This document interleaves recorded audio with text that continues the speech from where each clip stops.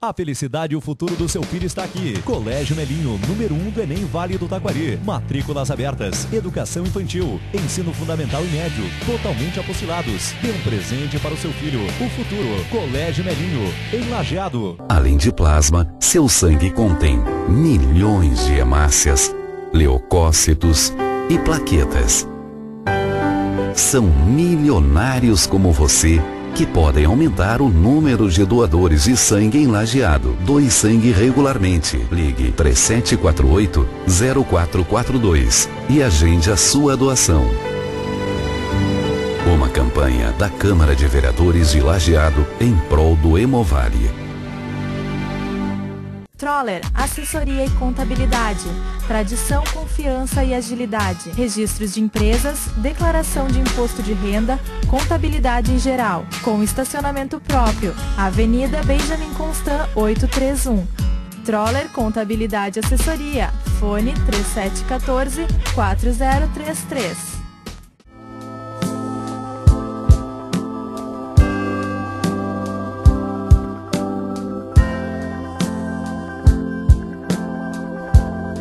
Este é o programa Transcendência, recebendo hoje Irineu Lache, diretor executivo do Instituto Palavrações. Irineu, seja bem-vindo, bom te receber aqui. Oi, tudo bem, David? Tudo bem.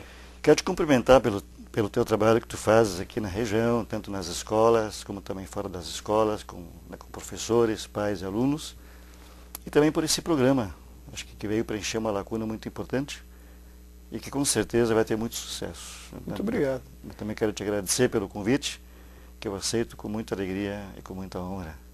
Bacana. Irineu, eu gostaria que tu explicasse melhor o que é o Instituto Palavrações. Certo. Nós somos um grupo de trabalho, é uma ONG, na verdade, que começou na área da educação. Somos 12 profissionais, entre eles professores, educadores, na verdade, psicólogos, advogado, engenheiro, filósofo, e atuamos também na área, em outras áreas, além da área da educação. A gente atua, portanto, na educação, na área do cooperativismo, da economia solidária e da gestão pública. A gente realiza trabalhos tanto aqui na região, como também na Grande Porto Alegre, em São Leopoldo, em Novo Hamburgo, Esteio e Sapucaia.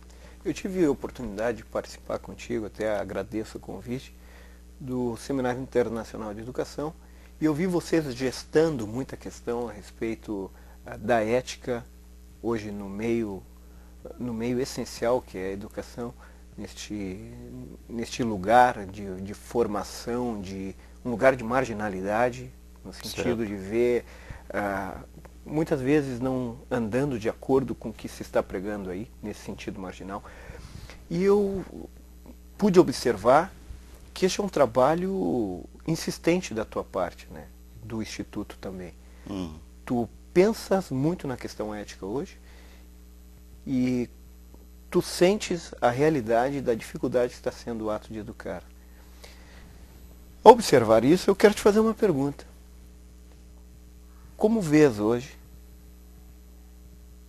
a tarefa da educação no Brasil? Pois é, David, acho que é uma pergunta bastante importante e ela é profunda, inclusive, né? Eu penso, eu sinto, né, que nós estamos passando por uma tremenda crise. É uma crise de valores, é uma crise de princípios, é uma profunda perda, né, de referenciais.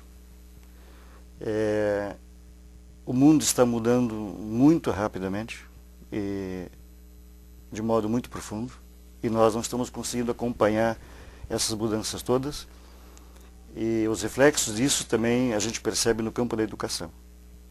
A educação hoje, eu falo então de modo especial na escola, eu penso que ela perdeu um monte daquilo que no passado nos dava uma segurança, uma tranquilidade, uma referência. Eu falo então de modo especial de valores, por exemplo. Valores que a gente, pelo fato de termos que mudar com tanta intensidade e tão rapidamente, a gente deixou de lado. Eu vou te dar um exemplo. na década de 80 e de 90, a gente foi confrontado com a ideia de que teríamos que mudar em função de uma nova proposta de ensino, que era o construtivismo.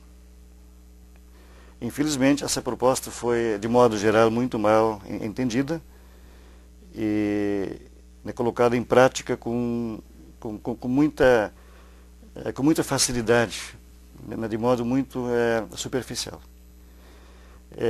Professores e gestores da educação entendiam que bastava trabalhar em grupo,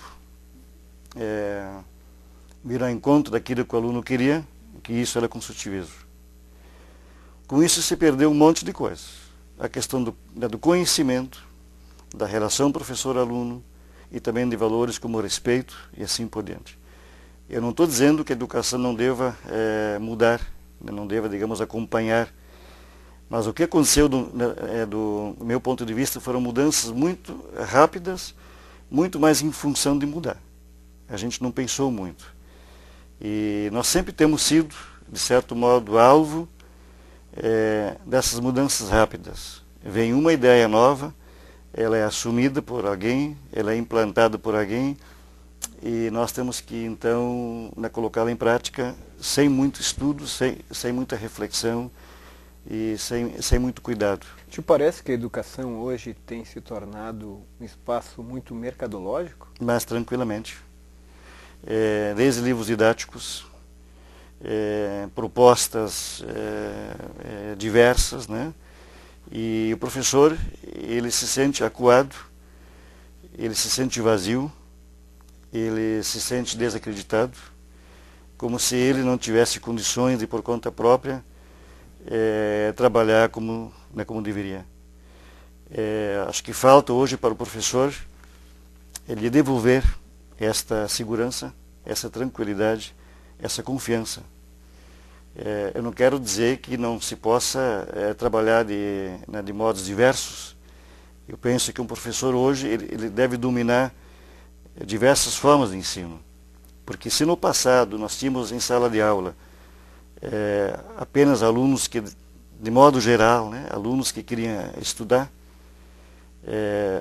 filhos de famílias que iam para a escola porque eles tinham mais cabeça, hoje nós temos uma outra realidade. Todos devem estar na sala de aula, todos têm condições de aprender. E diante disso também o professor, diante dessa nova realidade, ele deve saber manejar diversas formas de ensino, até para possibilitar as diversas formas também de aprendizagem. Tu falas então num aperfeiçoamento constante. Constante. Uma necessidade constante Perfeito. de olharmos o mundo. Perfeito. E como tu vês os profissionais da educação? Eles estão abertos a esta formação constante? Ou tu achas que há uma resistência? De modo geral, percebe-se que tudo que vem de cima, que vem pronto, não é logo aceito.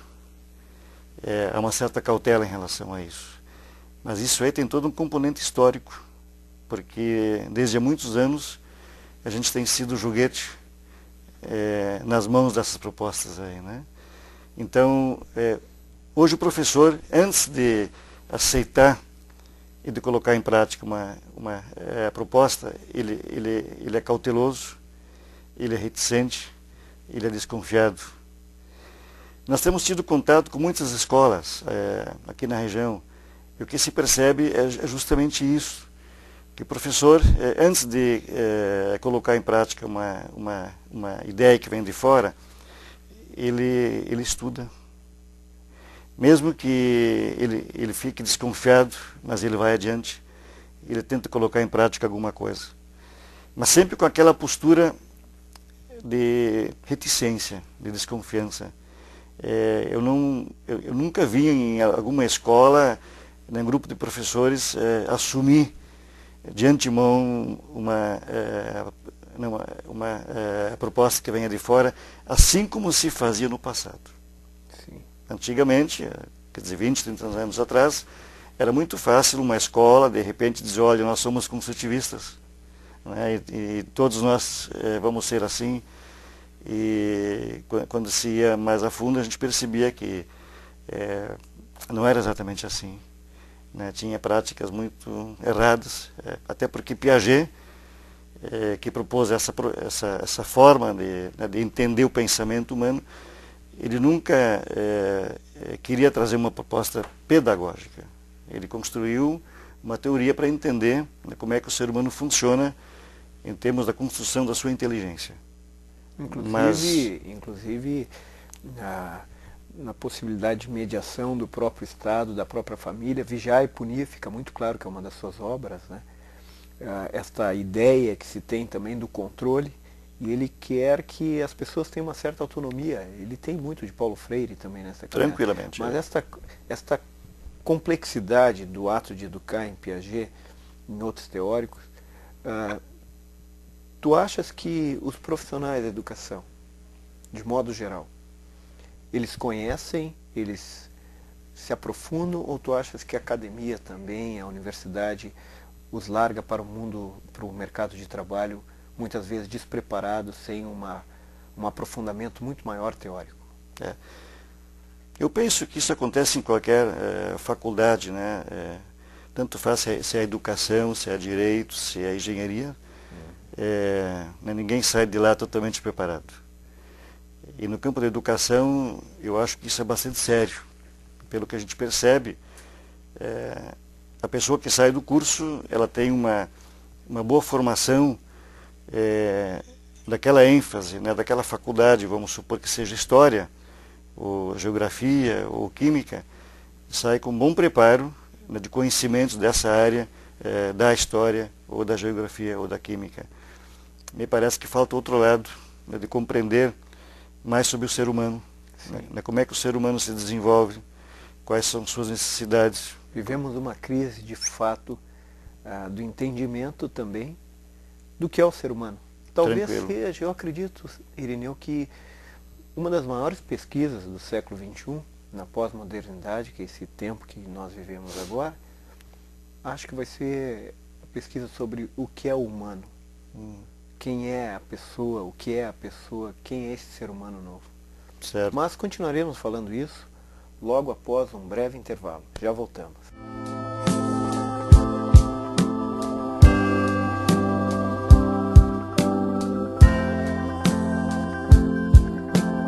A felicidade e o futuro do seu filho está aqui. Colégio Melinho, número 1 do Enem Vale do Taquari. Matrículas abertas. Educação infantil. Ensino fundamental e médio. Totalmente apostilados. Dê um presente para o seu filho. O futuro. Colégio Melinho, em Lajeado. Além de plasma, seu sangue contém milhões de hemácias, leucócitos e plaquetas. São milionários como você que podem aumentar o número de doadores de sangue em Lajeado. Doe sangue regularmente. Ligue 3748-0442 e agende a sua doação. Uma campanha da Câmara de Vereadores de Lajeado em prol do Hemovale.